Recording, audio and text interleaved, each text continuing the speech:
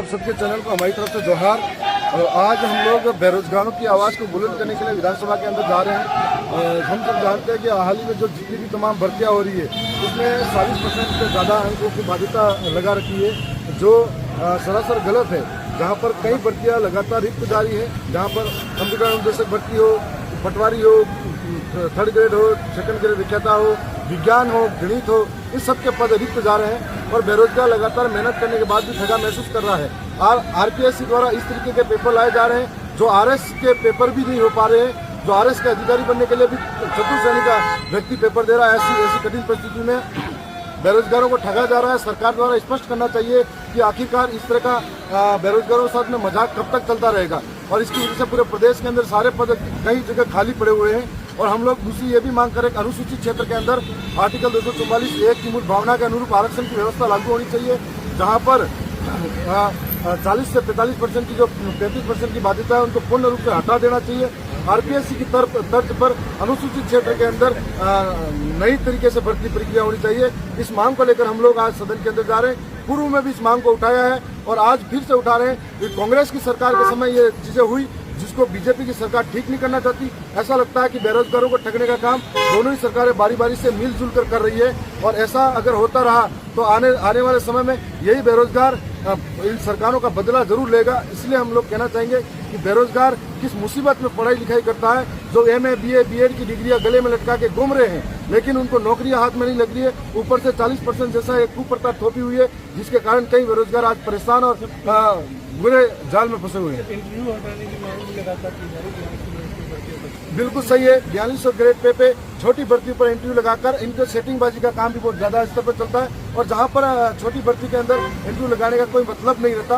Interview को भी हटाकर बेरोजगारों के साथ न्याय करना चाहिए। क्या लग रहा है विधायक जी, जितनी भी राजस्थान में भर्तियां आ रही हैं उनमें एससी या फिर आदिवासी के जो हक है वो मारा जा रहा है? हाँ, बिल्कुल मारा जा रहा है।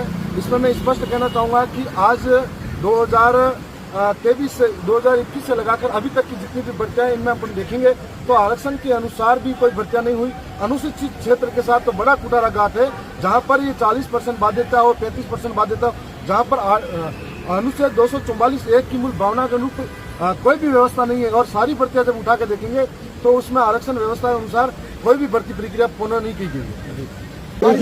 विधायकों को भी अंदर नहीं जाने देंगे, तो फिर क्या कोई भीड़ लेके जा रहे हैं, हम कार्यकर्ता लेके जा रहे हैं? नहीं, इस गेट से क्यों नहीं जा सकते? आप उधर चलो, हम मना करते हैं। विधानसभा गेट खुला है ना, छुटे हुए जनप्रतिनिधि की आवाज गेट खुला है, आ जाओ, गेट खुला है। ये तरीका नहीं हो सकता। यहाँ से क्यों नहीं जा सकते? यहाँ से क्यों नहीं जा सकते बताइए आप। गेट खुला है, बताओ मेन गेट से क्यों नहीं जा सकते? और हम लोग भीड़ थोड़ी लेके जा रहे। हमारे पास में कोई कार्य कोई नहीं है, तो कोई भीड़ हो तो हमने अलग बात है सर, क्यों नहीं जा सकते बताओ?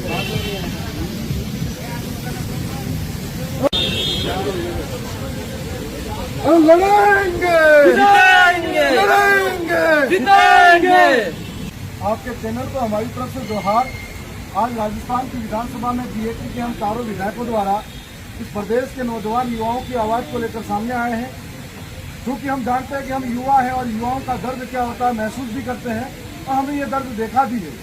जब कोई भर्ती आती है, भर्ती आने से पहले युवाओं में उत्साह अलग होता है पूरे प्रदेश के अंदर, और उसके लिए कई मध्यम वर्ग के गरीब परिवार के बच्चे अपने खेत गिरवे रखेंगे, अपने माँ के गहने गिरवे रखेंगे, और बड़ी बड़ी कोचिंगों के अंदर पढ़ाई करने के लिए जब आते हैं, और ऊपर से जब पेपर जब होते हैं तो एक एक पेपर जो कोई गणित के विषय में पारंगत है, कोई विज्ञान विषय में पारंगत है, या कोई अपने खेल विभाग में पारंगत है, वो जीके के प्रश्न ऐसे उठाकर लाएंगे जो आरएस और आईएएस भी नहीं कर पाएगा।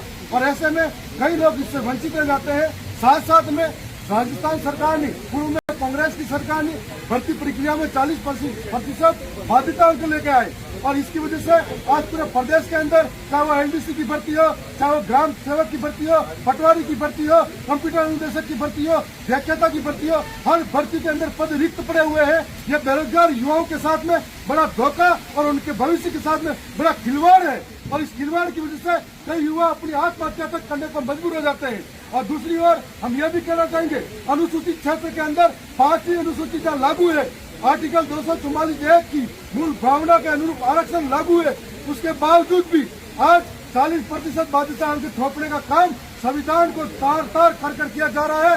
युवाओं के साथ में बड़ा धोखा है। हम लोग आरपीएससी की तर्ज पर अनुसूचित क्षेत्र के लोगों के लिए हम लोग अनुसूचित क्षेत्र लोक सेवा आयोग की भी मांग करते हैं। हम लोग अनुसूचित क्षेत्र लोक सेवा आयोग के माध्यम से 5वीं अनुसूचित क्षेत्र का जो भी एरिया है उसके अंदर भर्ती प्रक्रिया अलग तरीके से हो, ये भी मांग करते हैं। साथ साथ में राजस्थान सरकार जो ये चीजें लेके आई है, स्कूलों के अंदर मीडिया भी जाएगी, स्कूलों के अंदर जनप्रतिनिधि भी जाएंगे, स्कूलों के अंदर आम व्यक्ति नहीं जाएगा, ये बड़ा कुटाराघात है। ये इनकी नाकामी छुपाने के लिए हम लोगों को बाहर करते हैं। आजादी के 80 वर्ष गुजर गए, लेकिन शिक्षा व्यवस्था बदहाल पड़ी हुई है और इस शिक्षा व्यवस्था की तरफ किसी का ध्यान नहीं गया। कांग्रेस ने हमेशा आरोप लगाया बीजेपी पर, बीजेपी ने आरोप लगाया कांग्रेस पर, लेकिन ठीक कौन करेगा? सवाल इस बात का है। गांव के अंदर गरीब का बच्चा पढ़ता है, आदिवासी का बच्चा पढ़ता है, दलित का बच्चा पढ़ता है, और ये जो बच्चा पढ़ता है तो एक माँ बाप जब स्कूल में तैयार करके सुबह भेजता है, बड़े बड़े सपने देखते हैं, वो सोचते हैं मेरा बच्चा कलेक्टर बनेगा, मेरा बच्चा इंजीनियर बनेगा, मेरा बच्चा डॉक्टर बनेगा। लेकिन जब झालावाड़ की घटना हुई तो उनके सपने इस भ्रष्टाचारी सिस्टम के मलबे में दब जाते हैं। इसलिए इनके साथ आज बड़ा कुटाराघात है। इस बात को लेकर भी हम आज विधानसभा के अंदर आए और हम लोग जब तक लड़ाई लड़ेंगे, जब तक युवाओं के साथ में धोखा होता रहेगा, तब तक इस लड़ाई को ठीक नहीं कर सके, तब तक लड़ेंगे। और आज दोनों ही दल अगर ऐसा करते रहे तो नौजवानों से भी कहना चाहता हूँ कि जाति के आधार पर, धर्म के आधार पर लड़ना छोड़ो, युवाओं के आधार पर, शिक्षा, स्वास्थ्य, रोजगार के आधार पर लोकतांत्रिक प्रक्रिया में भागीदारी में निभाओ।